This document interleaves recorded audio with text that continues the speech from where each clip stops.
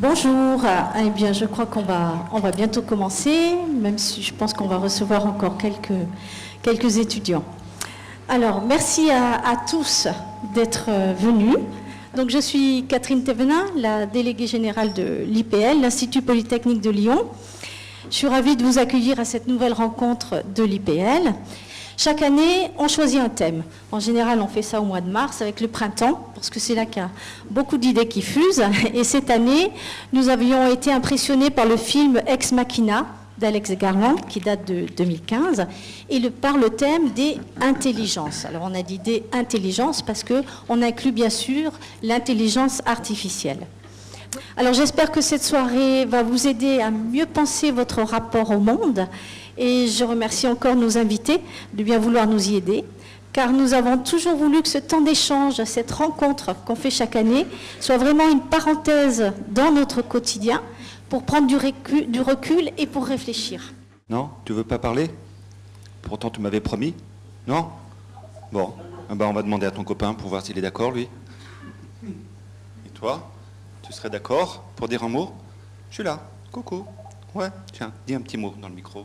Nous donnons maintenant la parole à Pierre Curti, en charge de la formation humaine à l'ECAM. Merci.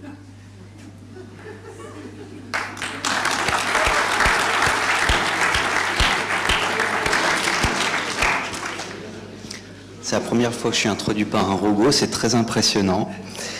Bonsoir à tous et à toutes. Je suis ravi ce soir d'être avec vous et ravi également d'être entouré par Peter Ford-Dominet, qui est directeur de recherche à l'INSERM, à l'Institut Cellules Souches et Cerveau, et puis de Romain Lucaso, qui est consultant dans un cabinet de conseil et auteur de Latium, le livre qui se trouve en présentation derrière. Et la première question d'abord j'aimerais que vous puissiez vous présenter vous-même et puis je passerai après aux questions. Donc Peter Ford-Dominet, en fait je suis directeur de recherche à CNRS dans un laboratoire INSERM. Depuis des années, je m'intéresse à le fonctionnement du cerveau et comment il nous donne le support pour nous permettre de communiquer soit avec autrui, comment on représente le sens de nos expériences, comment on crée du sens de nouvelles expériences par la comparaison avec des expériences passées, le développement de la notion de soi. On essaie d'étudier ça en collaboration avec les psychologues de développemental cognitif chez l'enfant. Donc on voit la trajectoire de l'enfant dans son construction de son représentation de soi et le monde autour de lui, et on essaie de reproduire ça dans les robots. Et donc, ce qui est bien avec ça, c'est le fait qu'on commence avec l'enfant qui est relativement simple, c'est un bon point de départ, au lieu de commencer avec un essai de faire l'homme adulte dès le départ. Donc c'est le robotique développemental. Merci Peter. Et donc je laisse la parole maintenant à Romain, si vous pouvez... Donc Romain Lucaso, donc comme vous l'avez dit, je suis consultant dans la vraie vie, puisqu'on ne gagne pas sa vie en étant auteur de science-fiction. Et par ailleurs, j'ai publié un premier roman de science-fiction qui est un space opéra, pour ceux qui connaissent ce type de catégorisation, je l'ai publié il y a 1 an et demi. J'ai eu le Grand Prix de l'Imaginaire, qui est une belle récompense dans le monde de la science-fiction, et qui est un roman qui met en scène exclusivement des intelligences artificielles, des intelligences artificielles beaucoup plus évoluées que tout ce qu'on pourrait voir dans le monde contemporain ou dans un futur proche, voire lointain, aux prises avec des problématiques métaphysiques et en particulier aux prises avec la disparition de leur créateur, l'humanité, et lancé dans une quête, qui est la recherche de ce créateur qu'est l'homme.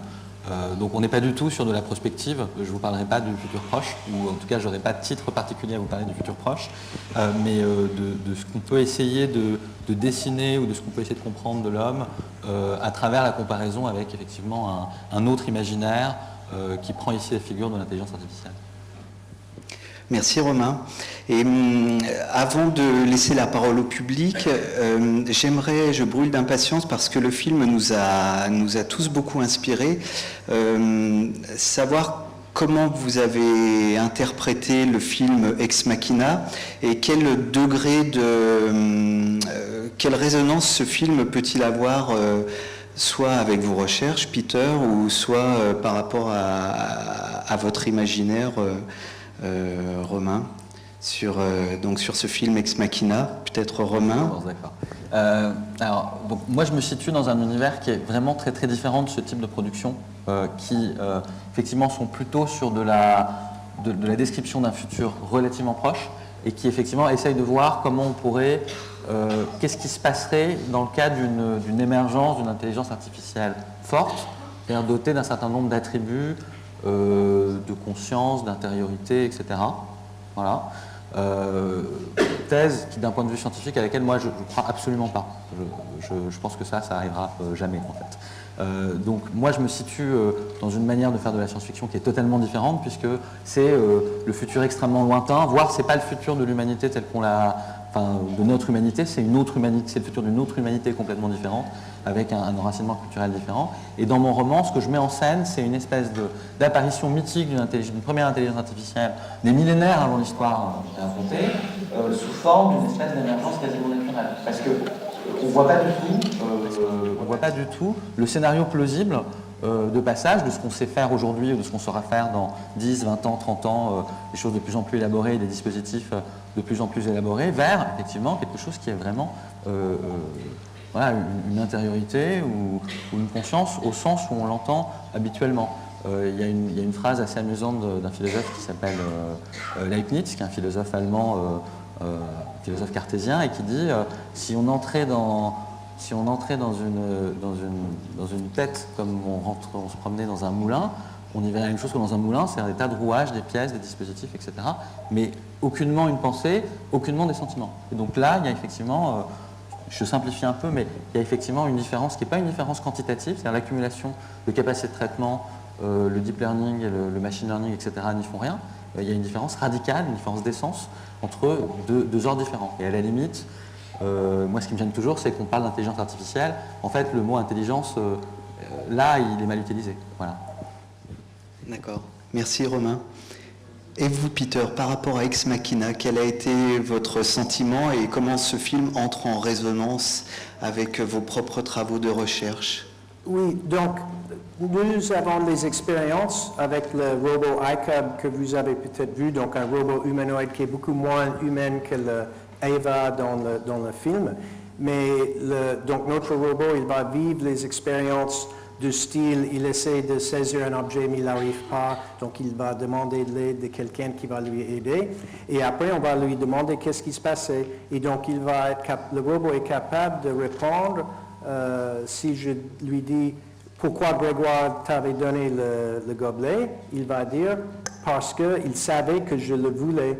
Et ce n'est pas une réponse préprogrammée, c'est une réponse générée automatiquement par le système. Et donc, quand on entend un agent qui bouge, qui nous regarde, qui est physiquement présent, donne une réponse qui parle de l'état mental de son interlocuteur, on est impressionné. Même nous, même moi, quand on fait ces expériences, c'est un petit peu pour ça que je fais cette recherche, parce que je trouve ça très passionnant.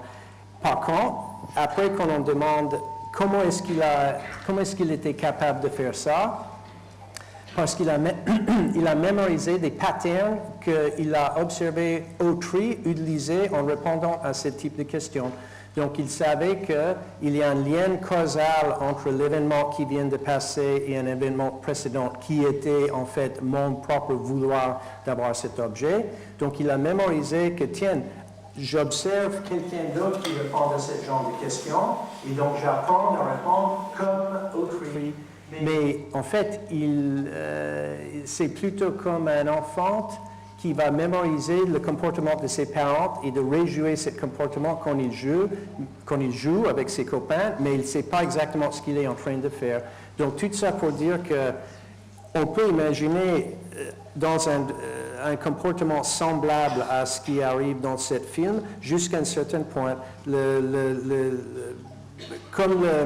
Comme ce dispositif d'analyste psychologique à Stanford il y a 30 ou 40 ans qui répond à vos questions juste en redisant les mêmes mots mais en posant une question, on peut donner l'impression que quelque chose est conscient et vivant, mais quand cet agent Ava commence à avoir une vraie volonté et d'échapper, d'avoir sa propre liberté, je crois que là, on a franchi un pas que je suis un petit peu d'accord que pour moi, ça c'est un pas très difficile à franchir et je ne vois pas pour l'instant comment arriver à ce type de volonté chez un agent artificiel. Donc vous êtes un petit peu comme Romain sur ce sujet-là, c'est-à-dire que cette émergence d'une conscience de soi et dans le film Ex Machina, le personnage de l'intelligence artificielle de Ava franchit un seuil. Et ce seuil-là, Romain l'expliquait très clairement, pour lui, c'est pas du tout envisageable, et pour vous non plus, en tout cas, et ça peut l'être, ou vous êtes aussi catégorique que Romain sur ce sujet-là? Parce que vous parlez de l'intelligence de l'enfant, et le propre de l'enfant, quand il imite après, c'est de trouver sa propre autonomie. Oui, et en fait, il y a un grand débat dans les sciences humaines aujourd'hui de qu'est-ce que c'est la nature de la conscience, qu'est-ce que c'est la nature de le phénomène que moi et nous tous expérimentons, d'être conscient et de voir la couleur rouge. On peut bien facilement faire dans tous ces robots la capacité de détecter un objet rouge, de pointer un objet rouge, de dire que cet objet est rouge, mais d'avoir ce sentiment que nous avons, de l'expérimenter, la sensation de voir rouge ou de sentir nous-mêmes.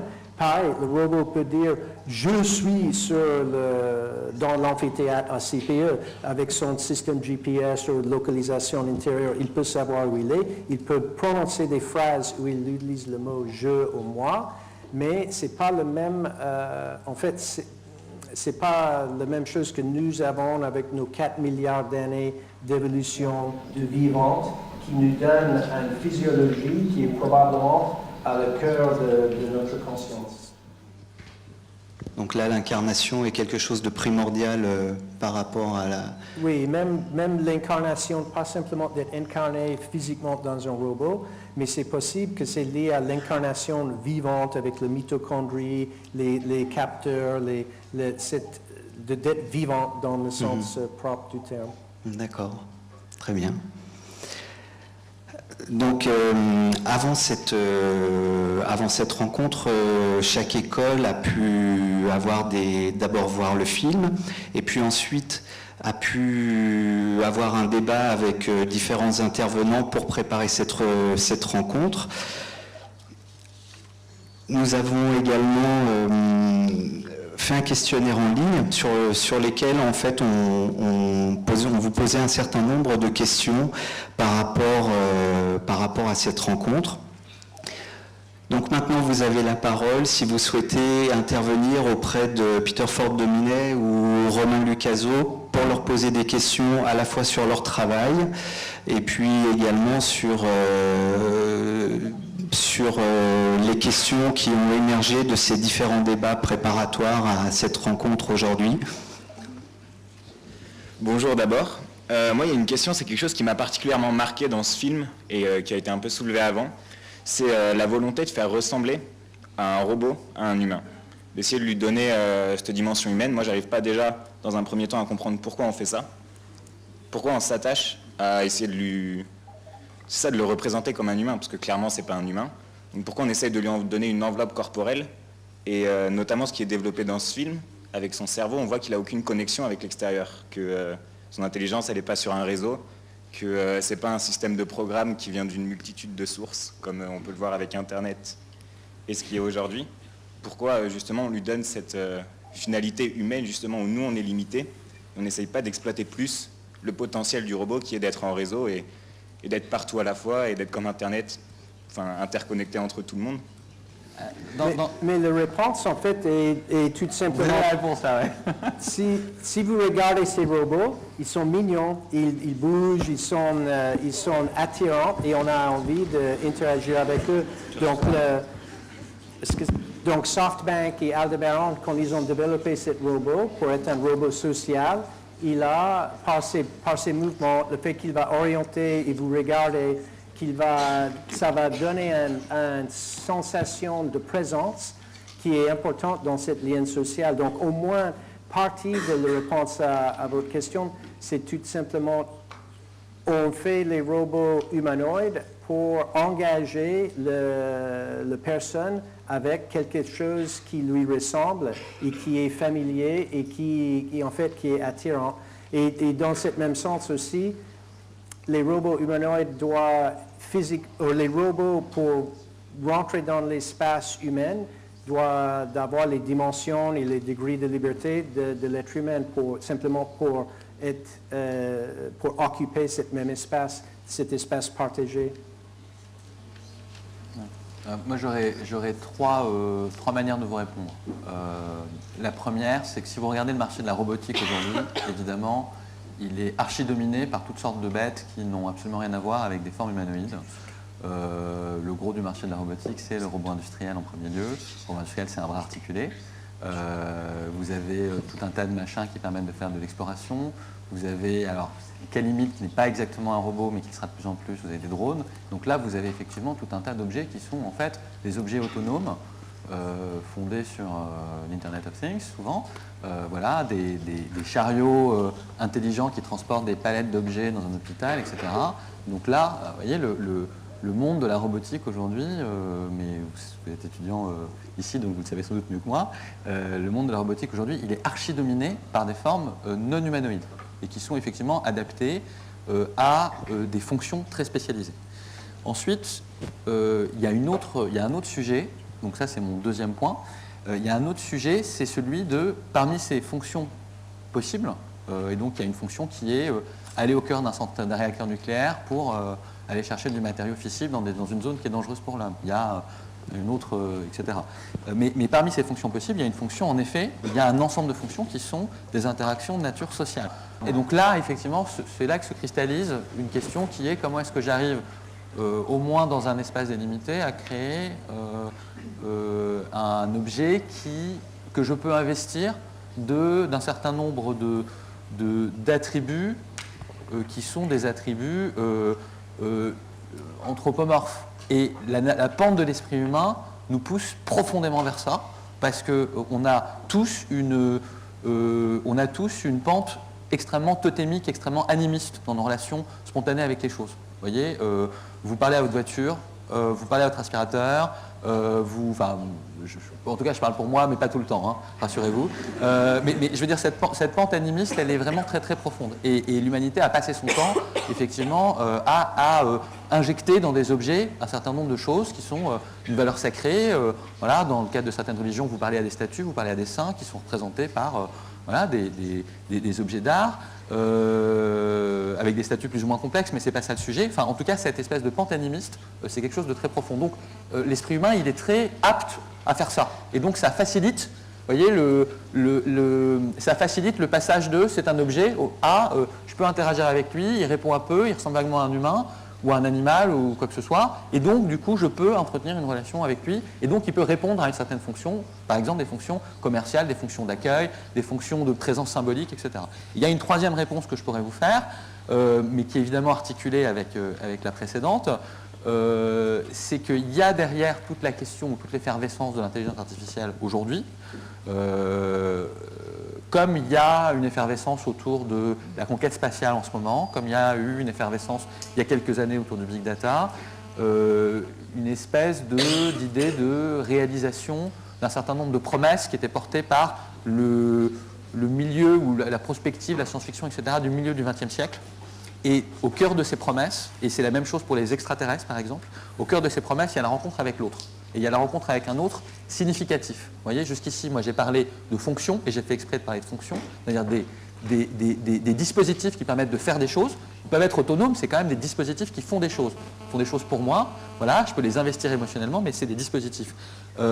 Et il y a cette espérance de basculer vers un mode d'interaction avec un être qui est doté d'une vision du monde qui est différente de la mienne, donc qui est un autre. Et cet autre, il a des réponses ou il a des points de vue que je n'ai pas. Voilà, c'est le grand rêve de contact entre l'humanité et son autre. La projection de ce désir-là, elle est aujourd'hui dans l'intelligence artificielle, avant-hier dans les extraterrestres, après-demain je ne sais pas quoi, mais c'est une espèce de désir assez profond. Et donc, voilà, je vais le dire de façon un peu brutale et un peu cynique, mais il y a une certaine production artistique, il y a une certaine machine économique qui aujourd'hui se nourrit de ce fantasme-là pour faire monter en sauce la mayonnaise, faire monter la sauce de l'intelligence artificielle en promettant des choses que la technologie ne donnera pas. Mais en tout cas, je pense que le ressort profond de l'anthropomorphisme spontané qu'on voit dans la littérature spécialisée de la science-fiction, qu'on voit dans les films, qu'on voit maintenant un peu dans la littérature générale. Enfin, Luc Bello a écrit un bouquin qui s'appelle Ada, qui je ne vous recommande pas, qui raconte une espèce d'histoire d'amour naze entre une intelligence artificielle, il n'est pas là donc j'en profite, une intelligence artificielle et voilà, et un bonhomme, quoi. Vous voyez, c'est tout ça, c'est autour de ça, c'est autour de la rencontre de l'autre, voilà. Je me demandais dans quelle mesure, même si vous n'y croyez pas, si on arrive à développer des robots et des intelligences artificielles assez développées, dans quelle mesure on n'est pas obligé de leur donner des droits, étant donné que peut-être qu'on arrivera à leur donner conscience d'elles-mêmes, comme chez certains animaux par exemple, ou juste parce qu'on joue un peu à Dieu à créer, c'est pas de la vie, mais mine de rien on crée des choses, et peut-être qu'un jour on s'approchera de quelque chose qui mérite d'avoir des droits et pas juste des règles pour l'encadrer, quoi.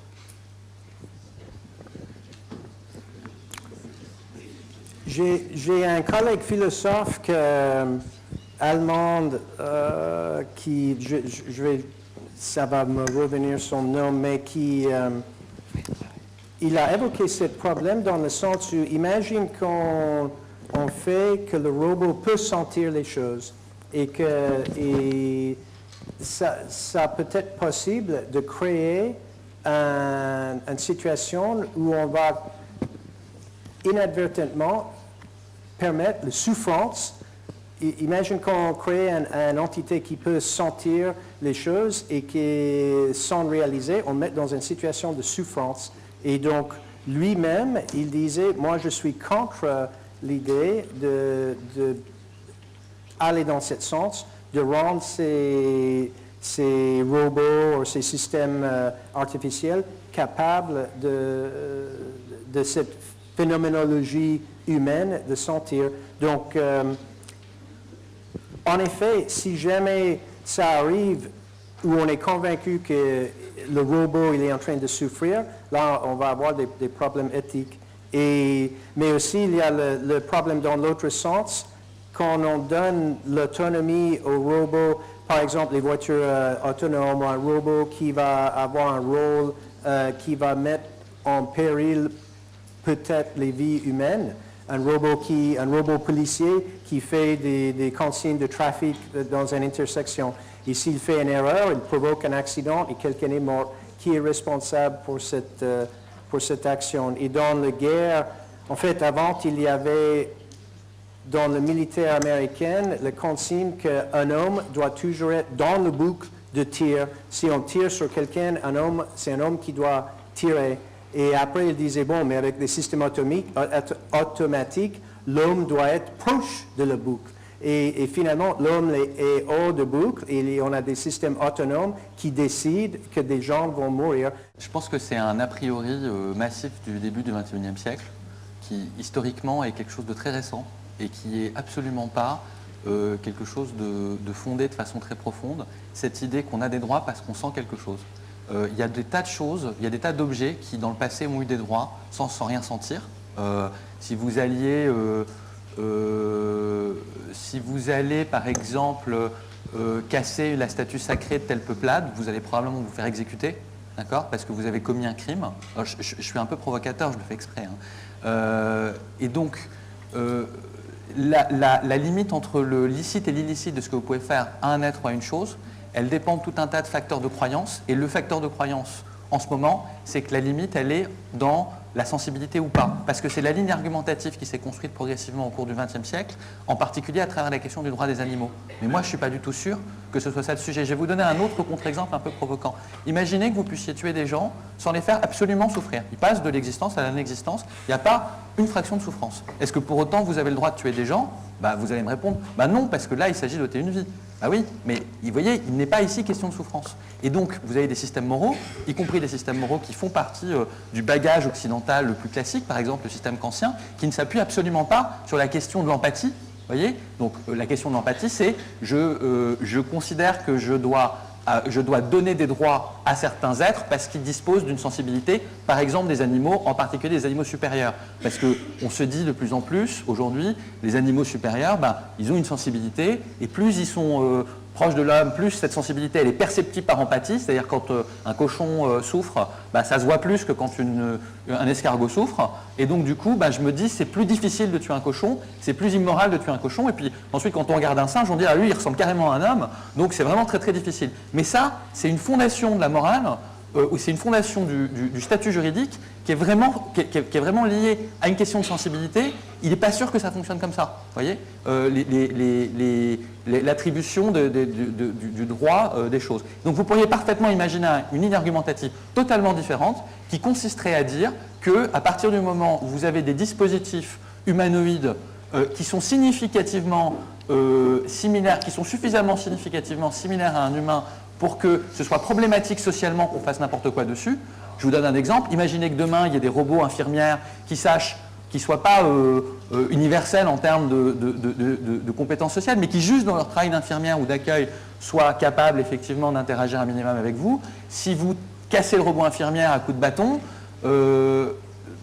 on peut vous punir parce que vous avez cassé un bien, mais on peut aussi se dire, ce type-là, il est un peu problématique socialement parce que le robot infirmière, il ressemblait vachement à un être humain, quoi. Donc vous voyez, et puis vous pouvez vous dire aussi tout un tas d'autres choses. Vous pouvez être dans le monde de la religion des robots où on se dit les robots sont sacrés, il ne faut pas y toucher. Il y a plein de raisons pour lesquelles, effectivement, on peut effectivement attribuer des droits à des choses ou pas. Mais ce fondement de l'empathie, il est très très historiquement daté, il est très contemporain. La marche du monde n'a pas été fondée là-dessus pendant très longtemps. Et c'est paradoxal, je sais que c'est un peu choquant, mais c'est vrai. Donc on peut parfaitement imaginer d'autres façons de se référer aux robots qui ne sont pas du tout fondées sur la question de savoir si demain, moi j'y crois pas du tout, si demain il y aura une quelconque capacité de sensibilité, parce que la sensibilité ça renvoie à des tas de choses, y compris une chose dont les robots ne disposent pas et ils ne disposeront pas demain, enfin les intelligences artificielles, qui est la peur de la mort. Vous avez de la sensibilité parce que tout votre organisme, il est structuré autour de la peur de la mort. Et donc, et c'est pas le cas des robots, c'est pas le cas des machines artificielles, des appareils artificiels. Simplement, Romain, du coup, pour approfondir ou rebondir et préciser, tout à l'heure, vous disiez que historiquement, on avait pu attribuer des droits à des choses ou à des êtres qui n'avaient pas de sensibilité. Concrètement, par exemple, juste pour préciser le propos. Cette année, on a attribué la personnalité. Alors, aujourd'hui, dans le monde dans lequel on vit, il y a tout un tas d'êtres qui n'ont aucune sensibilité, je vous dirais aucune, et qui ont des droits, ça s'appelle des personnes morales, c'est des entreprises. Et en fait, vous avez tout un tas de personnes morales qui ont des droits et qui ont des devoirs, qui peuvent aller au tribunal, qui peuvent passer des contrats, etc. Et je vous assure que vous ne pouvez pas piquer une entreprise au doigt. Et je sais que c'est un peu provoquant, mais c'est vrai. Et récemment, la Nouvelle-Zélande a donné le statut de personne morale à une rivière. Donc, c'est vraiment la question de la personnalité et la question des droits. Et au contraire, vous avez des sociétés où les gens, où les êtres humains n'ont pas de droits. Vous avez tout un tas de sociétés comme ça. Le gros des sociétés humaines étaient des sociétés esclavagistes. Dans la plupart des sociétés humaines, y compris actuelles, les animaux, y compris sentients, n'ont aucun droit. Vous pouvez couper un singe en morceaux, c'est pas grave. Et pourtant, on est tous sûrs ici que si vous le coupez en morceaux, il va passer un sale quart d'heure. Et donc du coup, la question vraiment de la sensibilité, de l'émotion et la question du droit, c'est des choses qui sont différentes, qui peuvent se chevaucher à certaines périodes historiques. C'est vrai qu'il y a un point intéressant là. Imagine que le robot infirmière ou le robot à l'accueil Et donc, sans casser à coups de bâton, parce que là, c'est la destruction de propriété de biens, donc ça, c'est illégal. Mais imagine qu'on a quelqu'un qui abuse ce robot moralement et qui crie dessus. Et là, on peut imaginer que quand même, dans une société bien fondée, ça donne, et imagine aussi qu'il y a les enfants autour. Donc là, on va dire, ben là, quelqu'un il est en train d'avoir un comportement immoral, même si c'est avec un robot, et les enfants vont prendre les mauvaises habitudes. Donc en termes de culture civilisée, éthique, on ne doit pas avoir des comportements inappropriés avec des robots qui sont dans une position d'une certaine responsabilité. D'autant plus qu'on pourrait construire un raisonnement comme ça. On pourrait se dire, il est interdit d'avoir un comportement clairement destructeur, inapproprié, etc., avec une machine de forme, un dispositif de forme anthropoïde, puisque celui-ci est programmé pour ne pas vous répondre. C'est-à-dire, lui, si je vais mettre un grand coup de pied dedans, d'abord, il n'est pas fait pour m'arrêter, et puis même, il sera probablement programmé pour ne pas me faire de mal. Vous voyez, c'est toute la thématique des lois d'Asimov. Donc c'est peut-être immoral, non pas parce que lui est sensible, mais parce qu'il ne faut pas faire ça dans l'absolu, taper des choses qui ne peuvent pas vous répondre. Vous voyez, ça peut être une forme de raisonnement. Ça donne presque l'idée d'une expérience à faire. En fait, on va avoir un groupe de sujets qui voient le robot dans une situation où ils sont complètement convaincus que c'est un robot, on va leur montrer les moteurs, etc. Et un autre groupe de sujets qui vont interagir avec ce robot dans une discussion. Et après, on va faire une expérience avec ces deux groupes où quelqu'un arrive, il commence à crier à le robot, dit « Oh, vous êtes stupide, da, da, da, da. » Et après, on peut mesurer la réponse psychologique de ces personnes pour probablement montrer que quelqu'un qui a rentré dans un lien avec un robot va être mal à l'aise quand ce robot est abusé. Bonjour, pour rebondir à nouveau là-dessus, sans considérer la sensibilité, etc., de l'autre point de vue cette fois-ci, admettons que le robot infirmier, cette fois-ci, il fait une erreur. Moi, ce qui m'intéresserait de savoir, c'est comment, d'un point de vue responsabilité légale, comment réparer, c'est-à-dire on ne peut pas accuser le robot, c'est le concepteur, c'est ça qui, comme c'est une IA qui réfléchit par elle-même, c'est justement comment est-ce qu'on peut fixer ce problème, parce que c'est quand même quelque chose, voilà, point de vue responsabilité, quoi. On a beaucoup parlé ces derniers temps de ce sujet. Moi, mon impression, c'est qu'en fait, c'est pas un vrai sujet de fond, c'est pas un sujet compliqué. Je vais vous dire pourquoi. Parce que il y a plein de situations, sans que vous alliez chercher des robots, il y a plein de situations comme ça, où savoir qui est responsable de quoi est pas simple, vous voyez, et où le droit a des réponses qui d'ailleurs sont approximatives, mais qui fonctionnent, parce que c'est des questions de réparation de dommages après.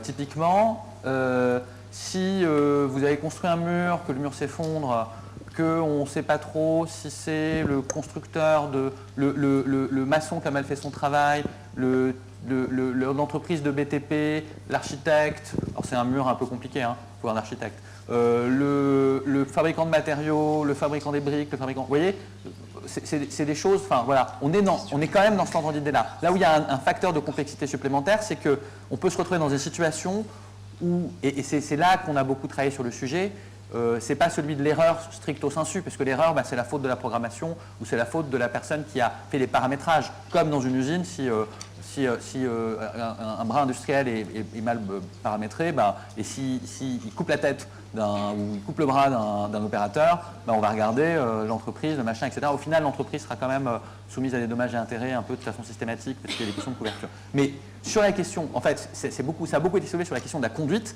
Et sur la question de la conduite, on s'est dit, on peut se retrouver dans des situations où il y a des paradoxes, c'est-à-dire où il faut effectivement des choix qui sont tous mauvais à certains degrés. Et c'est là que ça devient compliqué, mais je vais vous dire, des choix qui sont tous mauvais à certains degrés, on en fait tout le temps, tout le temps. L'arbitrage entre...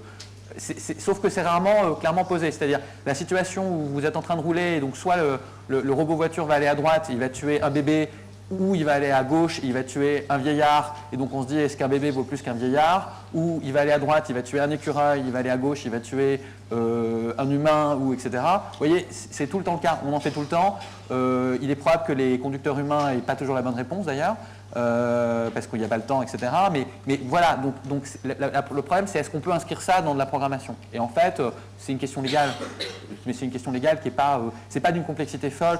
Fondamentalement, ça revient à des questions de monitoring, de ce genre de choses, de réglementation, de droit de l'assurance, de dommages et intérêts, etc. Moi, je trouve que c'est pas un sujet si costaud que ça, en fait. Mais c'est mon opinion. Mais juste comme tu dis, en fait, avant, les robots industriels étaient dans un cage isolé de l'être humain. Et donc, c'était impossible. Donc, ça, c'était le moyen de garantir le safety. Maintenant, pour le cobotique, il faut interagir avec le robot. Et donc là, il y a tout un ensemble européen des normes de capacité du robot de détecter une collision, etc. Le force inertielle de le bras du robot doit être monitoré, etc. Mais c'est vrai que ce problème de responsabilité pour les mal faits par un objet complexe, c'est quelque chose, c'est un gros problématique et que ça va probablement devenir plus en plus important. Alors, je crois donc c'est un bon chantier de travail. Imagine, expert judiciaire en problèmes éthiques robotiques. Si vous cherchez un travail d'avenir, je pense que la double compétence juridique et techno, qui n'existe absolument pas, je pense, sur le marché, il y aura plein de jobs là-dessus. Bonsoir. Alors, on peut voir dans le film que Nathan développe Ava seul dans son centre de recherche complètement isolé. De plus, on peut voir que l'expérience dérape et qu'il n'y a aucune personne vivante qui peut témoigner de ce qui s'est passé. Donc on s'est demandé si on ne devait pas éviter de ce fait de développer des nouvelles technologies seules, en isolation, en secret, ou de manière plus générale, si le développement de ces nouvelles technologies ne devait pas passer par de solides principes de communication afin de mieux accueillir les intelligences artificielles et de préserver certains dangers. Merci. Mais ça, c'est une très bonne remarque et j'avais oublié ça. Mais en fait, aujourd'hui, il n'y a aucun laboratoire robotique, à ma connaissance, qui fonctionne comme ça. C'est un travail d'équipe.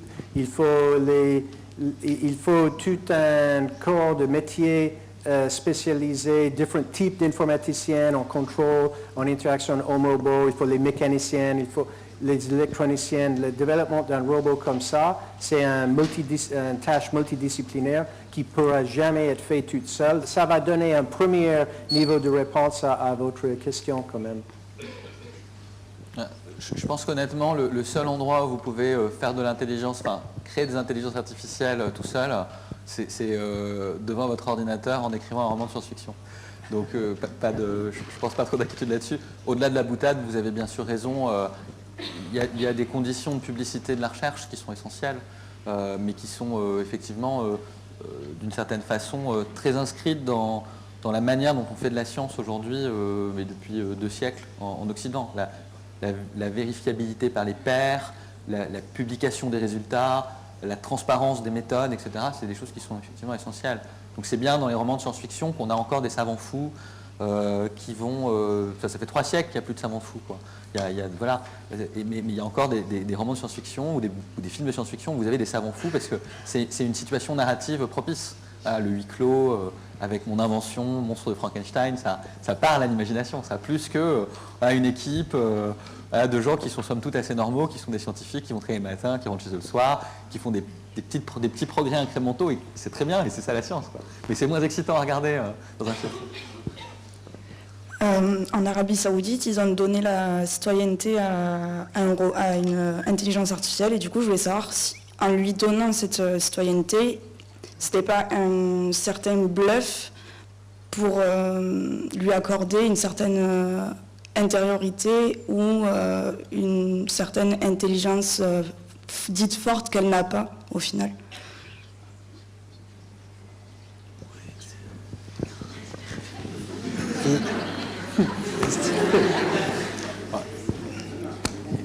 écoutez, oui, oui, vous avez raison. Mais je pense que c'est même pas du bluff pour l'accord d'Arabie Saoudite, c'est même pas du bluff pour gonfler un peu le truc. C'est juste un peu de surf sur l'actualité de l'intelligence artificielle. Après, vous pouvez donner la citoyenneté à... Enfin, vous voyez, c'est un truc légal, hein, vous pouvez donner la citoyenneté à qui vous voulez ou un statut spécial à qui vous voulez. Il y a un certain nombre d'animaux après la Première Guerre mondiale qui ont reçu des décorations pour valeur militaire parce qu'ils avaient accompli des choses remarquables, des chiens, des pigeons, etc. Aucun problème. Mais quand même, ça permet de, même si c'est du bluff, quand même, le simple fait qu'on accepte ça et on discute ça, pas en termes de le robot lui-même, mais en termes moral, éthiques, quand même, c'est un signe que les roboticiens, ils ont fait du progrès. Alors bonsoir. Ma question c'était, on parle beaucoup là du robot en tant qu'entité extérieure à l'homme, mais au niveau des progrès de la médecine, on voit par exemple les prothèses comme étant le futur, c'est très bien et ainsi de suite. Et un jour, on arrivera sûrement à augmenter le cerveau. Est-ce que vous pensez déjà que ça va arriver, de un? Et si ça va arriver, est-ce que vous pensez qu'il y aura une limite à ça? Voilà, c'est ça ma question. Enfin mes deux questions. Ben avec votre iPhone, votre cerveau est déjà augmenté un petit peu. Quelque chose qui ferait qu'on réfléchisse plus vite, qui est augmenté, parce que c'est pas les mêmes. Ça, c'est le stress. Disons qu'au niveau du cerveau, on n'a pas les mêmes rapports de vitesse que l'électronique qui a des vitesses de réponse de l'ordre des nanosecondes, etc. Alors que nous, on est plutôt de l'ordre des millisecondes, millisecondes, secondes. Donc, au niveau de l'augmentation, on ne parle même pas d'un rapport de 10 ou 100, c'est plutôt des milliers, on va beaucoup plus vite. Donc, c'est plutôt ça le... Ça, c'est le stress de l'étudiant qui voudrait écrire son mémoire de recherche plus vite. Ça arrive bientôt, mais c'est pas... Ben quand même, moi personnellement, d'avoir une interface, par exemple un plug USB pour brancher les dispositifs au cerveau, on est très loin de ça. Les neuroscientifiques aujourd'hui luttent avec ardeur de trouver le code de le signal neurophysiologique dans le cerveau. Et donc, pour l'instant, on est loin de pouvoir connecter au cerveau. Par contre, imagine un dispositif qui a un microphone qui étudie tout ce qui se passe, qui cherche sur Google tout mot, clé, toute phrase, et qui met sur vos lunettes un espèce de dispositif que vous pouvez sélectionner très rapidement pour être l'expert de situation. Donc en temps réel, ça c'est tout à fait faisable et techniquement c'est pas très loin de ça, mais c'est ça avec des petites... et donc là, dans un certain sens, on est déjà augmenté et c'est mieux d'utiliser son cerveau, c'est mieux d'essayer de se rappeler de quelque chose, de multiplier les chiffres. Maintenant, c'est ridicule, les chiffres qu'on va multiplier avec un calculette, que normalement on a fait ça en école primaire et donc dans la tête. Donc, en fait, ça me permet de dire que je crois que l'homme a la responsabilité de rester maître de la situation et que l'homme doit décider quand est-ce que je lis mes courriers électroniques, quand est-ce que je arrête mon téléphone, quand est-ce que je réfléchis avant de chercher immédiatement. En fait, il faut qu'on prenne nos responsabilités dans ce monde qui avance très vite, parce que sinon ça peut nous dépasser. Mais quand vous voulez jouer le jeu, il faut jouer le jeu, quoi. Donc il faut, si on est dans l'arène, il faut savoir où on est et de prendre ses responsabilités. Donc pour faire un petit retour sur le film Ex Machina, on voit que Ava, elle semble être développée au moyen d'une méthode d'apprentissage automatique, donc via un moteur de recherche Blue Book développé par Nathan. Et on peut se demander jusqu'à quel point cet aspect ne conduit pas au dérapage de l'expérience. Parce qu'on voit que Nathan est un peu manipulateur, dans le sens où cette Blue Book lui a permis en fait d'accumuler une masse de données assez importante au détriment des utilisateurs. Et on voit aussi qu'il crée un espèce il invite Caleb à faire venir passer un test de Turing sur Ava. Et on voit que Ava, elle devient aussi un peu manipulatrice à la manière de Nathan, parce qu'elle vit en huis clos avec lui. Et on s'aperçoit que quand Ava se rend compte qu'elle a un certain pouvoir de persuasion sur Caleb, le test de Turing il se retourne un peu en quelque sorte, et c'est plus Caleb qui fait passer un test de Turing à Ava, mais c'est Ava qui manipule Caleb pour essayer de s'échapper. Donc en fait ma question voilà, c'est plutôt l'homme est-il un bon exemple du coup pour la machine, et a fortiori, parce qu'à fortiori est-ce qu'il n'y aurait pas des problèmes qui pourraient être causés par ça? Il y a eu effectivement une espèce de polémique assez drôle sur un bot sur Twitter qui, je crois que c'était du machine, c'était un truc avec un peu de machine learning, et donc il produisait des tweets à l'image de ce qu'il pouvait voir sur Twitter. Il produisait des tweets néo-nazis, racistes et tout ce que vous voulez, évidemment. C'est vraiment, je pense que ça. Bon, évidemment, là, vous êtes sur un exemple qui est un exemple littéraire, qui est un peu métaphorique et surdimensionné, mais là, on touche vraiment à une caractéristique de ce qui est fondamentalement l'utilisation de ce qu'on appelle intelligence artificielle, de mon point de vue un peu improprement, mais c'est pas grave. On est en train d'essayer de faire très rapidement et de façon très efficace, par des moyens qui sont totalement différents de ceux par lesquels nous les faisons, un certain nombre d'actes qui, par le passé, qui aujourd'hui encore, sont des compétences relèvent de compétences qui sont des compétences humaines. Et donc, ça ne marche pas du tout de la même façon, c'est-à-dire la façon dont moi ou vous, on reconnaît un visage, on reconnaît une image, on est capable de dire sur cette photo aérienne, c'est un tracteur, c'est pas un char d'assaut, c'est des méthodes qui sont, d'ailleurs, qu'on sait mal décrire encore, qui sont compliquées à décrire parce que la physiologie et le fonctionnement du cerveau, c'est compliqué. Mais en tout cas, qui ne sont certainement pas la façon dont l'intelligence artificielle procède. Et donc, sur la question de la production du discours, donc là, je reviens à des choses qui sont un peu terre à terre, mais sur la question de la production du discours, en effet, il n'y a pas de raison, vu ce que produit notre culture, qu'on produise des dispositifs qui soient effectivement différents de ce qu'on produit habituellement. Moi, je me suis beaucoup amusé avec cette question-là, cette question du miroir de l'homme et de son autre dans mon roman, qui met en scène des intelligences artificielles, donc qui sont des espèces de dieux.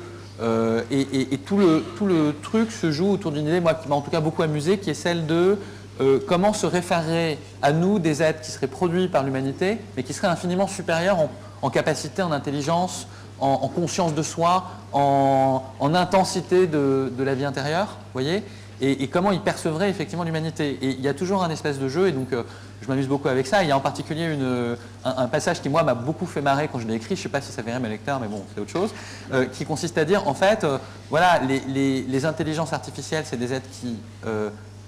en fait, les intelligences artificielles ont une âme, parce que elles sont, c'est des programmes qui peuvent se télécharger d'un support à un autre, ils sont immensément puissants, ils ont tout un tas de choses à l'intérieur, parce qu'un programme c'est une chose multiple et complexe, alors que justement les humains qui ne sont rien d'autre que des corps n'ont pas d'âme, ils sont en fait pas grand chose.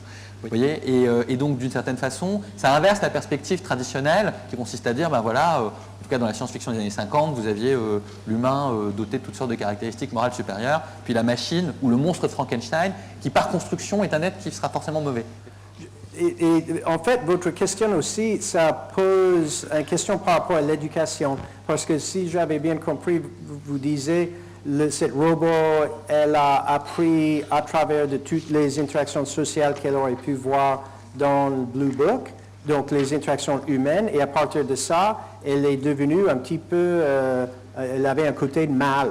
Et donc, en fait, ça pose la question assez intéressante par rapport à l'éducation, parce que, autrement dit, si vous exposez quelqu'un ou quelque chose qui est capable d'apprendre, si tu exposes ce système, qui peut être un être humain, un enfant aussi, à notre société, est-ce qu'il y a une composante mauvaise qui peut avoir une influence mauvaise sur cette personne? Et ça me fait penser que... Mais quelqu'un va dire, oui, donc en fait, on doit protéger les enfants du mal, les enfants ne doivent pas apprendre le mal, mais après, quelqu'un va dire, non, mais parce qu'après, ils ne sont pas préparés pour lutter contre le mal. Donc, au contraire, ils doivent maîtriser le mal et pour pouvoir lutter contre. Et en fait, ça me fait penser à le dilemme aux États-Unis avec les armes, où on dit, on doit enlever toutes les armes. Oui, mais si on enlève toutes les armes, les bad guys, les mauvais, il y aura toujours quelques armes, et donc on va être, on ne peut pas se défendre. Donc en fait, il faut permettre les armes pour se défendre. Et donc là, on est dans un cercle vicieux. Donc tout ça, ça revient à la question morale dans une culture. Où est-ce qu'on doit, parce que votre question c'était, est-ce qu'on ne doit peut-être pas utiliser les êtres humains pour apprendre aux intelligences artificielles, et je ne sais pas, parce que si on fait une intelligence artificielle sainte qui peut faire et comprendre aucun mal, il va peut-être être pas adapté. Aujourd'hui, on a réussi à coder, entre guillemets, le système nerveux d'être vivant assez simple et l'implanter dans des machines. C'était un ver aquatique, je crois. Et donc on a pu le mettre directement dans un robot. On arrive à créer de plus en plus de prothèses pour le corps humain, on s'en approche. Dans le futur, peut-être que ce sera possible de remplacer quasiment l'intégralité du corps humain. Et du coup, je veux savoir où vous pensez que la limite est, à partir de quand on passe de robot à humain, où est la différence dans la mesure où on peut remplacer peut-être dans le futur toutes les parties ou toutes les fonctionnalités de notre corps. Est-ce que c'est quand on a dépassé 50% de notre corps? Est-ce que c'est quand tout est remplacé? Même il y a 40 ans peut-être, j'étais dans un cours de Philosophy of Mind, et donc avec l'expérience de Thought Experiment, où imagine que cellule par cellule, on remplace un bout de mon corps avec un résisteur, un capaciteur, un petit truc très simple qui le remplace. Et donc on remplace un petit là, et un petit là, et là. Et à la fin, je suis totalement remplacé. Et donc, est-ce que mon identité est intègre? Et là, la question, c'était l'identité personnelle. Est-ce que je suis toujours moi? Et donc, c'est une question difficile, mais aussi ça présuppose quand on commence à remplacer les choses dans le cerveau.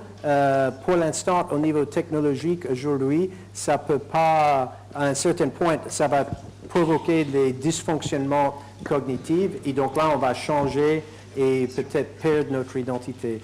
Mais ça reste les énigmes, l'identité personnelle. Comme vous disiez tout à l'heure, notre corps, il est peut-être cellule par cellule remplacé tous les 10 ans ou quelque chose comme ça, mais quand même, on a toujours cette notion de soi. C'est une très très vieille question, puisqu'elle était déjà posée dans l'Antiquité avec la métaphore du bateau de Thésée. Donc c'est un bateau qui sert à une cérémonie à Athènes, et puis une année on remplace des planches à tel endroit, une autre année on remplace les planches à un autre endroit, etc. Du bateau de Thésée historique, celui qui a amené Thésée et qui l'a ramené de son voyage en Crète où il a affronté le Minotaure, il ne reste plus rien. Toutes les planches sont neuves, ou au moins quelques années, voyez. Et en effet, ce que vous disiez tout à l'heure est très juste. Vous-même, c'est quoi le facteur matériel de votre identité personnelle, voyez? Est-ce qu'il y a une seule cellule dans votre corps est-ce qu'il y a un seul atome dans votre corps qui est le même, dont on peut garantir qu'il est le même, au même endroit, avec le même rapport aux autres qu'à votre naissance? Probablement pas. Et donc, ce qui fait l'identité personnelle, c'est quelque chose d'un peu compliqué. C'est une très vieille question philosophique. Il y a aussi une phrase de John Locke qui réfléchit au fait de savoir, effectivement, si l'âme se trouve dans le petit doigt, si je vous coupe le petit doigt, est-ce qu'on sait si l'âme est dans le petit doigt ou de l'autre côté? On n'en sait rien, puisqu'on ne voit pas où est l'âme. Donc, si ça se trouve, votre âme est dans votre petit doigt, et si je vous coupe le petit doigt et je pars avec vous, et le reste, en fait, c'est pas vous. Vous voyez, c'est évidemment provocateur, mais ça vise effectivement à faire réfléchir à cette question-là. Et donc, où est la limite en termes de remplacement en lien avec des espèces de possibles technologies qui permettent... on n'en a aucune idée, et on n'en sait rien parce qu'on n'a pas accès à l'intériorité des autres. C'est-à-dire, moi, je ne peux pas garantir qu'une personne que je connais extrêmement bien est vraiment la même personne, d'où l'angoisse des films où des extraterrestres profanateurs de sépultures viennent vous bouffer le cerveau par l'intérieur, mais vous ne le voyez pas. Et en fait, cette personne que vous connaissez très très bien, en fait, c'est plus la même personne. C'est un classique c'est un classique de la littérature. Et ça, en fait, ça renvoie à la condition humaine fondamentale qui est je n'ai pas accès à l'intériorité des autres. Donc je ne peux pas garantir l'identité des autres. Seul vous pouvez garantir votre propre identité à travers un sentiment que vous êtes la même personne qu'hier et avant-hier, qui biologiquement est totalement faux, mais qui est fondé sur votre capacité narrative, votre capacité à raconter votre autobiographie. Et donc ça, c'est quelque chose de très socialement construit en fin de compte. C'est très lié à un sentiment de durée. Là, il y a un pôle biologique, moi je ne sais pas expliquer, mais vous avez peut-être des visions là-dessus, mais c'est aussi lié à des compétences sociales qui sont liées à la parole en fait. Donc tant que vous serez capable de raconter que vous êtes vous-même et de dire quand j'avais 5 ans j'ai fait ça et puis j'ai décidé de faire des études pour telle raison et qu'il n'y a pas de rupture fondamentale dans votre discours, la société considérera probablement que vous êtes toujours la même personne. Mais ce ne sera peut-être pas le cas, on n'en sait rien, puisqu'on n'a pas accès à l'intériorité. Bonjour. En prenant en compte le niveau des intelligences artificielles aujourd'hui, est-ce qu'il serait possible d'imaginer que dans le futur, une intelligence artificielle puisse évoluer par elle-même au-delà de la manière dont elle a été conçue? Ça, il y a je ne sais pas si c'est nouveau, un livre avec le titre en anglais Life 3.0. Et c'est le prémisse de ce livre, en fait. Et comme cette personne, Kurzweil, qui prédit la singularité, c'est ça, en fait. Il prédit que assez bientôt, les systèmes d'intelligence artificielle vont être capables de développer eux-mêmes et que les systèmes qu'ils vont développer vont nous dépasser. Moi, personnellement, en fait, il me semble que dans notre construction psychique, cognitive humaine, il y a quelque chose lié à la capacité de représenter l'espèce de méta-représentation où on représente nous-mêmes en train de représenter les choses, qui n'est pas du tout trivial. Et en fait, donc ça c'est un point sur lequel on est bloqué, et c'est pas le seul. L'homme aujourd'hui ne comprend pas déjà son propre psychologie, son propre construction cognitive, et donc pour moi il y a au moins un, mais probablement plusieurs paliers qu'on ne peut pas affranchir pour arriver à cette intelligence artificielle autonome qui se génère des systèmes encore plus en plus complexes. Bonjour. Alors j'avais une question plus dans le présent en fait. Je me demandais ce qui bloquait dans la conception d'une intelligence artificielle. Est-ce que c'est notre connaissance sur les concepts qu'on a sur l'intelligence qui ne sont pas assez aboutis et que du coup on n'arrive pas à coder une intelligence? Ou est-ce que c'est le matériel en fait qui est pas assez puissant? Est-ce que c'est les processeurs par exemple qui ne sont pas assez poussés? Est-ce que si on inventait complètement une machine et qu'on ne codait rien, juste on branchait des fils d'une certaine manière, est-ce qu'on ne pourrait pas arriver à une certaine intelligence en fait? On a sûrement deux réponses qui peut-être se chevauchent. Une chose, un des signes d'intelligence humaine, c'est la capacité de faire des analogies et les métaphores et de trouver les liens structurels pour dire que, par exemple, pour faire les analogies, et par exemple de reconnaître qu'un médecin qui a une espèce de rayon qui peut pénétrer pour tuer une tumeur au centre de le corps, mais que cette rayon est tellement forte qu'il va percer un trou dans le corps, donc il divise le rayon en plusieurs rayons parallèles ou convergents pour faire ça, de voir l'analogie entre ça et un général qui a une armée qui veut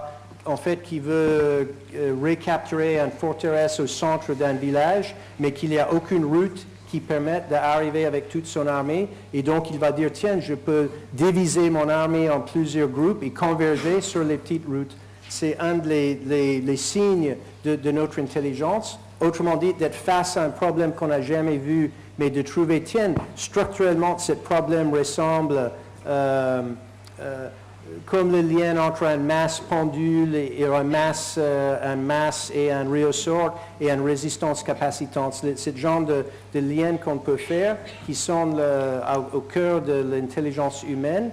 Et pour faire ça, c'est possible qu'il faut avoir un corps humain et d'avoir expérimenté les choses physiquement dans le monde réel pendant une certaine période d'une vie pour amasser une expérience structurée et que c'est cette structuration de l'expérience dans un vrai monde qui peut jamais être remplacée par les milliards de cartes NVIDIA et les tetraflop machines, en fait. Donc la question c'est toujours ouverte, mais aujourd'hui, les représentations structurelles, les data structures qui permettent des algorithmes qui peuvent tourner pour donner une intelligence générale, si on veut, ça reste on peut pas, ça nous échappe. Et donc c'est pas la puissance calculateur qui va résoudre ce problème, de mon point de vue. Moi j'aurais une réponse un petit peu, qui rejoint la vôtre sur le fond, mais un petit peu différente. C'est quelle serait la condition de succès, en toute franchise, quelle serait la condition de succès pour dire on a créé une intelligence artificielle forte, donc dotée d'une conscience, d'une capacité de représentation de soi, d'une autonomie, etc. Quelle serait la condition de succès, ou quel serait le signe indubitable par lequel on saurait, effectivement, on a, la question d'avant, on a l'opportunité d'assister à la singularité, c'est-à-dire l'autonomie du processus de développement de l'intelligence artificielle par rapport à l'histoire humaine. En fait, le seul signe indubitable de ça, ce serait la rencontre avec un autre, voilà. Qui est une thématique vieille comme le monde. Vieille comme le monde. Depuis qu'on invente des dieux et des êtres de la nature, qu'on dote les armes d'une conscience dans certaines religions, etc., on passe notre temps à se donner des autres. Parce que l'autre façon de répondre à la question, ce serait de se dire, effectivement, il y a tout un tas de dispositifs qu'on pourra déployer et où les intelligences artificielles feront le job. Vous voyez, pas aujourd'hui, pas dans 10 ans, pas dans 20 ans, peut-être dans 50 ans. Si dans 50 ans, on est capable d'avoir des dispositifs nettement plus élaborés, je ne vous dis pas intelligents, je vous dis élaborés, qui permettent de prendre en charge plus de fonctions sociales dans des cadres d'interaction qui sont peut-être commerciaux, peut-être médicaux, peut-être de soins aux personnes âgées, enfin les choses qu'on explore aujourd'hui, et que ça fait le job. On dira, bah non, c'est pas de l'intelligence, mais c'est pas mal, ça fait le job, vous voyez. Et on dira toujours, bah ouais, mais il n'y a pas d'intelligence, il n'y a pas d'intelligence artificielle, vous voyez. Il n'y a pas la rencontre avec l'autre. Il n'y a pas le frisson de l'altérité, qui est le frisson de la rencontre, qui est exactement déployé à l'échelle de l'espèce, ce qu'on recherche dans notre vie sociale, dans nos interactions humaines, qui est le fait que j'ai, à un moment donné, un contact, une relation par la parole, par autre chose, avec un être qui est radicalement différent de moi, vous voyez, et qui peut ne pas du tout vouloir ce que je veux, et qui peut avoir une vision du monde complètement différente. Transposé à l'échelle de l'espèce, c'est ça dont on est en train de parler en réalité. Et ça ne relève pas de la science en réalité. Vous voyez, et là, il y a une problématique sur l'intelligence artificielle. Ce n'est pas la première fois dans l'histoire du XXe siècle qu'on a une situation comme ça, mais il y a une problématique dans l'histoire du XXe siècle de confusion entre ce qu'on peut vouloir désirer pour des raisons qui sont quasiment des raisons religieuses ou des raisons mystiques, vous voyez, qui sont celles, effectivement, de la rencontre avec un grand autre avec un grand G et un grand A, qu'on a appelé autrement avant, Dieu par exemple. Et, effectivement, la poursuite de programmes scientifiques qui ont toutes leurs raisons d'être, mais qui seront forcément déceptifs. Vous avez la même histoire avec les grandes paraboles pour écouter les extraterrestres. Hein. Enfin, ça fait 30 ans qu'on écoute, on attend encore leur message, quoi. Bon. Bonjour, je me demandais, est-ce que vous pensez qu'un jour, on pourra, grâce à une intelligence artificielle et un robot, simuler l'être humain à tel point qu'on pourrait, par exemple, faire revivre... recréer par exemple DiCaprio ou Jean Dujardin et recréer un homme comme ça qui soit une illusion mais qui soit vraiment réaliste. Alors simplement pour préciser et ne pas galvauder la question, c'était une des thématiques qui avait été développée dans une fiction Real Humans qui imaginait des personnes à qui on réinjectait la mémoire d'un mort et qui permettait... c'était une thématique qui avait été développée, mais je ne sais pas si c'était par rapport à cette fiction-là que tu posais cette question ou... C'est un sujet qui vient, qui revient, etc. Et c'est un sujet qui tourne autour de la question de l'identité personnelle. Voyez, à partir du moment, et c'est vraiment une question philosophique qui sont racines dans des réflexions, entre autres celle de Wittgenstein, celle de Riley, vous voyez, il n'y a pas de fantôme dans la machine, Ghost in the Shell, etc. Vous voyez, c'est des choses qui sont très ancrées dans la réflexion de science-fiction et qui sont celles de quelle est la définition de l'identité. Si je me dis de façon très réductionniste que la définition de mon identité, que la preuve de mon identité, c'est que tout le monde autour de moi soit persuadé que je suis bien la bonne personne et que j'ai des réactions conformes à ce qu'on attend de moi, vous voyez, d'une certaine façon, on n'est pas du tout dans le domaine du possible. Hein. Enfin, c'est pas du tout du domaine du possible. Mais c'est pas grave. Conceptuellement, c'est intéressant d'un point de vue philosophique pour comprendre ce qu'est l'identité. Dans ce cas-là, voilà, d'une certaine façon, le monde s'en fiche, vous voyez. De la même façon, imaginez que vous mouriez et qu'on soit capable de créer un être qui soit exactement similaire à vous dans ses réactions et qui ne serait absolument pas vous et donc qui n'aurait pas un atome de chair semblable, enfin partagé avec vous, voilà, est-ce que la société serait prête à accepter ce simulacre de vous, cette recréation effectivement, au nom de la permanence de comportement. Et d'un point de vue social, ça se justifierait. Voilà. Donc c'est effectivement une autre version du paradoxe dont on parlait tout à l'heure, qui est celui de l'identité personnelle. Mais qui montre quand même qu'on tourne toujours autour des mêmes débats depuis 2000 ans sur l'identité personnelle, et personne n'a vraiment eu un début de réponse là-dessus. Donc l'intelligence artificielle réactualise un certain nombre de questions qui sont des grosses questions typiques de la philosophie depuis qu'elle existe, depuis Platon. Et encore, oui, c'est une question très intéressante. Donc l'idée, c'est est-ce qu'on peut créer un robot qui remplace quelqu'un, qui donne l'impression d'être quelqu'un? Oui, c'est ça, oui, Peter. C'était ça la... D'accord. Mais oui, et donc je crois que quand même, pour donner l'impression, et même si les gens savent que, imagine que dans un cours de physique, on aimerait bien avoir Albert Einstein ou Richard Feynman, et donc on a, j'imagine très bien un projet européen où on va programmer un robot, déjà d'avoir toutes les connaissances de cette personne, de pouvoir même connaître certaines anecdotes, de répondre, de raconter des blagues, etc., pour donner l'impression à l'autrui que oui, c'est pas Richard Feynman, mais il sait tout ce que Richard Feynman sait, pour me raconter toutes ces preuves qu'il a fait. Il me semble que ça, c'est tout à fait faisable. Par contre, vous me faites penser à un projet qu'on a, un réel projet, quand on perd la mémoire, on perd nos liens sociaux avec autrui, on oublie que cette personne, c'est mon frère, et j'oublie qu'on a toute une expérience partagée. Donc, notre idée, c'est de doter un robot avec la mémoire de quelqu'un et surtout les mémoires qui sont construites à partir de maintenant. Donc, le robot va accompagner le personne âgée, va stocker tout ce qui se passe pour pouvoir raconter et aider les liens sociaux avec autrui. Maintenant, imagine que la personne a complètement, il vit que dans le présent et le robot, c'est totalement la mémoire de cette personne. Pour la famille, le robot va jouer un rôle important de permettre à cette personne d'accéder à son mémoire. Et donc, en fait, on rentre dans une situation un petit peu compliquée. Et là, j'ai jamais pensé à ça, mais imagine que maintenant, malheureusement, la personne âgée meurt et donc, qui reste que le robot. Mais le robot qui a stocké toutes les expériences de cette personne et en plus accompagner la personne pendant qu'il était en train de faire ses mémoires. Et donc, oui, j'ai jamais pensé à ça, mais pour la famille, le robot, il reste. Et donc, je ne sais pas ce qu'ils vont faire avec le robot qui, en fait, était rentré dans le lien social avec la personne dans leur famille. Je vous garantis que la personne en question, elle n'a pas dépassé la mort. Hein.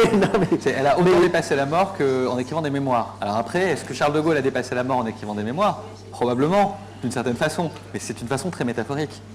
Est-ce qu'il peut y avoir une intelligence sans qu'il y ait la vie? Sans qu'il y ait la vie. Est-ce qu'il peut y avoir une intelligence sans qu'il y ait la vie? Une intelligence qui ne soit pas portée par un corps vivant. Alors, figurez-vous que c'était assez proche de mon sujet de dissertation d'agrégation quand je l'ai passé en 2004. À l'agrégation de philosophie, le sujet, 6 heures, j'avais 6 heures devant moi, 8 heures? Non, 6 heures. C'était « Peut-on penser sans corps ?» Et en effet, c'est une question Moi, mon point de vue sur le sujet, et j'essaye de l'illustrer beaucoup dans mon roman, ça, c'est qu'il y a d'une certaine façon, il y a un lien essentiel entre il y a un lien essentiel entre l'intelligence ou la conscience ou la pensée, enfin, tout cet ensemble de choses qu'on appelle nos caractéristiques spirituelles de façon complètement métaphorique, hein, c'est pas une question d'existence de l'âme, et notre statut d'être, alors je le dirais avec des mots un peu philosophiques, mais je vais expliquer appeler d'être pour la mort, c'est-à-dire d'être pour qui il est tout le temps question de leur mortalité. Et donc pas simplement d'êtres qui sont finis et qui vont mourir un jour, mais qui vivent, parce qu'ils ont une nature biologique, dans comment dire, avec ce fait permanent qu'ils vont mourir et ce désir permanent ou ce mouvement permanent en soi, qui est quelque chose de profondément racinant en nous, de probablement biologique et qui remonte au premier protozoaire, de survivre le plus longtemps possible et de s'assurer que son espèce survit le plus longtemps possible.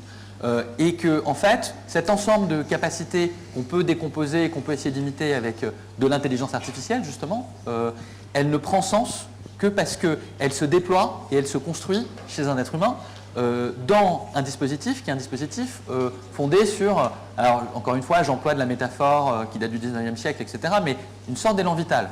Et donc, l'intelligence, de mon point de vue en tout cas, c'est la collision entre deux choses. Et c'est quelque chose de très enraciné dans notre être biologique, dans notre incarnation, qui est effectivement la bête qui remue en nous et qui ne veut pas mourir. Enfin, si vous êtes dans une situation de danger de mort, vous allez le ressentir. Hein. C'est un truc, vous l'avez sans doute déjà ressenti dans votre vie, vous sentez effectivement que ça vous prend aux tripes. Ce n'est pas une réaction rationnelle.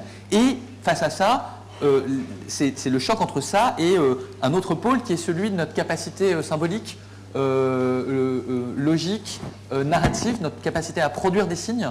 Et cette capacité à produire des signes, c'est notre capacité à transférer des contenus à autrui par rapport auquel il n'y a pas de continuité en termes de corps. Vous voyez, et c'est ça, effectivement, il n'y a pas de continuité en termes de corps. Et donc cette capacité à coder symboliquement, cette capacité à parler, donc du coup, hein, je parle de ça, et cette capacité à transformer nos expériences en narration, c'est-à-dire en un tout qui fait sens, qui raconte une histoire qui va d'un point A à un point B, dans lesquelles il y a des suites logiques, qui sans doute, c'est cette confrontation entre les deux, de mon point de vue, qui explique en gros l'existence dans l'espèce humaine de évidemment cette capacité qu'on trouve de façon embryonnaire chez les animaux, qui est celle d'une intelligence. Voilà, et donc on parle d'intelligence symbolique. Voilà, mais moi je suis convaincu que c'est vraiment dans cette dialectique-là que se joue l'intelligence. Et donc on parle de façon très impropre d'intelligence artificielle. Il n'y a pas d'intelligence dans l'intelligence artificielle, il y a autre chose qui est très bien, mais ce n'est pas de l'intelligence. Alors simplement, si je reprends et que je résume, Romain, ce que vous dites, c'est qu'il ne peut pas y avoir d'intelligence s'il n'y a pas un corps vivant derrière. Est-ce que je défends et un être qui a effectivement la capacité à se raconter à lui-même qui va mourir, en fait. Quelque chose qui vient assez vite dans le développement de l'individu. Ouais. Okay. C'est pas une perspective très joyeuse, hein, je suis désolé. Mais ça relève le problème qu'on a un vocabulaire un petit peu appauvri parce que moi j'étais prête à dire, bien, l'intelligence, si on accepte que l'intelligence artificielle c'est une forme d'intelligence, et par exemple si on accepte qu'un système qui peut gagner à le jeu d'échecs contre une personne, que ça c'est évidence pour une intelligence, ça on peut avoir sans vie. Mais la définition d'intelligence humaine peut-être, en fait, tout ça pour dire qu'on a, c'est comme le mot conscience et le mot intelligence. En fait, on peut dans l'avenir éviter des confusions si on décide ensemble un vocabulaire plus précis. L'intelligence artificielle, par contre, elle nous permet aussi de raffiner de façon très sensible ce qu'on appelle intelligence. Parce que si on se dit, et moi je suis partisan de ça, si on se dit, en fait, on n'a pas besoin, après c'est mon point de vue, hein, on n'a pas besoin de parler d'intelligence pour décrire une capacité qui est du deep learning permettant de gagner au jeu de Go. On n'a pas besoin de parler d'intelligence pour parler de reconnaissance visuelle, de reconnaissance des images, etc. etc. Il devient extrêmement compliqué de qualifier l'intelligence, parce que l'intelligence, en fait, c'est tout un tas de choses, tout un tas de compétences qu'on a amalgamées, et c'est grosso modo toutes les facultés cognitives de l'homme au sens large. Et donc, du coup, ça va poser une question qui est, voilà, c'est quoi le noyau dur? Il n'y en a probablement pas en fait. C'est cet amalgame de compétences d'une certaine manière, selon un certain dispositif, en lien avec un élan vital, etc. Et c'est très compliqué, très abstrait. Voilà, donc derrière, je n'ai pas de réponse très claire sur le sujet, mais c'est un sujet effectivement complexe. On vous avait demandé d'ailleurs sur le mot intelligence de donner 3 adjectifs ou 3 noms que vous évoquez le mot intelligence, et donc la grosseur des mots représente la fréquence de vos réponses par rapport à l'intelligence. Effectivement, on voit que le mot intelligence est polysémantique, puisque alors la réflexion était vraiment le centre, mais il y a beaucoup d'autres choses qui transparaissent dans ce que vous évoque le mot intelligence. C'est effectivement un classique de lier, alors c'est un biais de la langue française, mais lier le concept d'intelligence. Si vous retournez un peu à l'étymologie, ce qui concerne effectivement la capacité à saisir par l'esprit. Le premier mot qui sort, c'est la réflexion, le retour sur. Et donc, il y a un lien, et c'est là qu'effectivement le truc chez nous est compliqué, il y a un lien entre ce que nous on appelle intelligence et la capacité réflexive, c'est-à-dire la capacité de retour sur les contenus de la conscience. C'est pas simplement que j'ai accès à un contenu de conscience, ou que je suis capable de viser quelque chose à l'extérieur, c'est aussi que je suis capable d'avoir conscience du fait que j'ai cette relation avec l'extérieur, que je suis capable de me thématiser moi-même, vous le disiez tout à l'heure, hein, mais voilà, que je suis capable de me thématiser moi-même en train d'avoir conscience d'eux, etc., etc. Et donc là, voilà, on voit bien que c'est compliqué de penser intelligence, réflexion, sans penser conscience, sans penser autonomie, liberté, sans penser, donc autonomie, liberté, c'est-à-dire capacité à se décider par soi-même de ce qu'on veut faire. Et l'intelligence artificielle, c'est souvent des dispositifs qui permettent de complètement écarter toutes sortes de questions autour et de se concentrer sur la faculté à faire quelque chose de façon très segmentée. Et c'est là qu'il y a une différence, à mon avis, de fond entre ce qu'on parle quand on parle d'intelligence et quand on parle de cet objet, cet item qu'est l'intelligence artificielle. Pour remédier au problème que pose le film, donc c'est-à-dire que les IA se retournent contre l'homme, peut-on espérer injecter de la morale ou de l'éthique dans un robot ou une IA ? Et aurait-on besoin de découvrir une sorte d'éthique universelle, programmable, comme les 3 lois de la robotique, par exemple? Alors, je me permets de répondre, parce que c'est le seul sujet de mon roman, hein, donc là je suis un peu frétillant du coup. Non, mais la question c'est, est-ce qu'une éthique ou une morale universelle, c'est la même chose qu'une programmation? Et donc, ce que vous avez parlé des 3 de la robotique, vous faites référence à Asimov, moi c'est une de mes inspirations. Le problème que ça pose, Asimov, mais que Asimov thématise lui-même, c'est qu'en aucun cas, vous voyez, je pourrais vous répondre simplement, bah oui, il n'y a qu'à programmer pour qu'un certain nombre de choses ne soient pas faisables, et il faudrait d'ailleurs qu'on mette de la réglementation ou de la régulation publique pour que, voilà, il y a tout un tas de choses qui ne puissent pas être faites. Évidemment, ça c'est une réponse de premier niveau assez simple. Mais il y a une autre réponse qui est un peu plus compliquée, qui consiste à dire, le problème c'est que la détermination morale, et c'est pas de la programmation, vous voyez, vous n'êtes pas programmé si vous étiez programmé pour agir d'une certaine façon, on ne le mettrait pas à votre crédit. Or, quand vous faites une bonne action, ou une action en tout cas conforme à ce qu'on attend de vous, on le met à votre crédit, on dit c'est bien, vous voyez. Et donc c'est bien, c'est que vous auriez pu faire autre chose. Et donc on n'est pas dans le cadre de la programmation. Et donc du coup, vous pouvez effectivement poser tout un tas de contraintes au fonctionnement de ces dispositifs que sont l'intelligence artificielle, physique ou pas, mais l'attribution morale, c'est autre chose. Mais juste oui, votre question c'est est-ce que l'éthique peut être partie dans le répertoire de l'intelligence artificielle et est-ce que c'est de nature différente qu'un autre acquis, d'une autre capacité? Est-ce que oui, comme tu disais, trivialement, on peut implémenter un ensemble des règles éthiques. Alors j'ai une dernière question. Bonjour. On voit que Nathan dans le film, c'est un peu l'inventeur de Google dans notre monde. Et on voit qu'aujourd'hui, il y a plein de grandes entreprises américaines qui développent leur propre IA. Il y a beaucoup de fantasmes par rapport à ça. Et je voulais savoir, vous, en tant qu'expert, qu'est-ce que vous en pensez réellement sur les réelles capacités et les réels aboutissements que tout ça ça peut avoir, et le fait aussi que la recherche sur les IA passe du domaine public au domaine privé, que ce ne soit pas les universités ou les États qui fassent de recherche, mais qui aient plus des intérêts économiques privés, en quoi ça change ce rapport et quels avis vous avez là-dessus?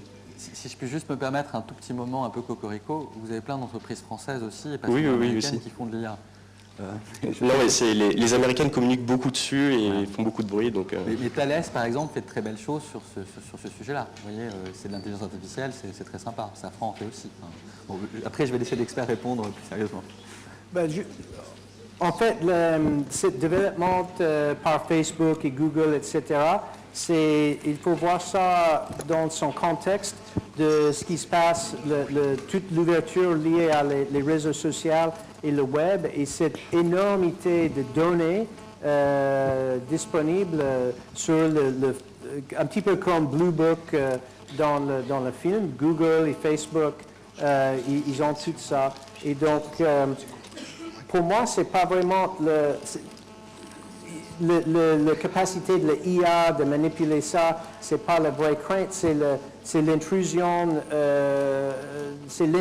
dans la vie sociale d'autrui, et aussi l'idée que les personnes, vous les jeunes, les gens qu'on voit toujours avec l'appareil dans la main, si vous prenez vos actualités de Facebook, vous risquez d'être mal informé et vous risquez de rétrécir, d'avoir un rétrécissement de votre monde vers un monde créé par les méga capitalistes qui vont vous maîtriser et qui vont vous faire le client idéal.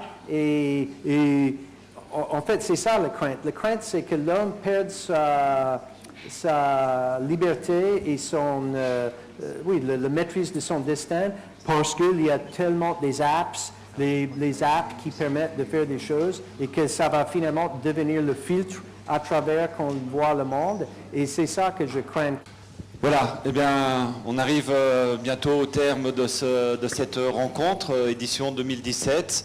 Avant de vous laisser quelques remarques rapides, d'abord, je vous incite vivement à lire ce roman, les 2 tomes de Latium. C'est absolument passionnant. C'est de la science-fiction un petit peu exigeante. C'est vrai qu'il faut rentrer dans cette histoire, mais le jeu en vaut la chandelle, je peux vous l'assurer. Et puis, je tenais à remercier, avant que vous vous en alliez, nos 2 conférenciers, Peter Ford-Dominet, Romain Lucaso. Voilà, vous pouvez nous applaudir.